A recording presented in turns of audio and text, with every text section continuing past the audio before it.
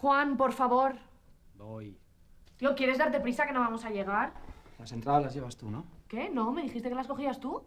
No, te he llamado esta mañana y te he dicho, Claudia, por favor, acuérdate de coger las putas entradas. Vale, lo siento. Pero tampoco hace falta que me hables así. Las cogemos ahora, no pasa nada. Y es que me jode que me metas prisa. O sea, acabo de volver de currar. Y me vas a hacer chuparme otra media hora de Pero metro. bueno, relájate, que no pasa nada. Y encima para ir al teatro, Claudia. ¿Qué? Que mañana tengo que estar a las 8 currando, coño. Ah, ¿y yo no tengo que estar trabajando o qué? O sea, aquí el único que trabaja eres tú, ¿verdad? Además, no me hables del puto trabajo. Porque aquí la única que se desloma la espalda por los dos soy yo. ¿Pero qué dices? Sí, porque con la puta mierda de sueldo que te pagan no podríamos ni ir al teatro, ni pagar esta puta casa, ni hacer nada. ¿Pero tú te escuchas cuando hablas? Sí, me escucho perfectamente, vámonos. Claudia. ¿Qué?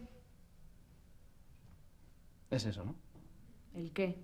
Que como me pagan una mierda, mi esfuerzo y mi trabajo no vale para nada, ¿no? No he dicho eso. No has dicho eso. No, no he dicho eso. ¿Y qué has dicho entonces? ¿Qué has dicho, Claudia? Mira, no me apetece montar una puta escenita aquí, vámonos.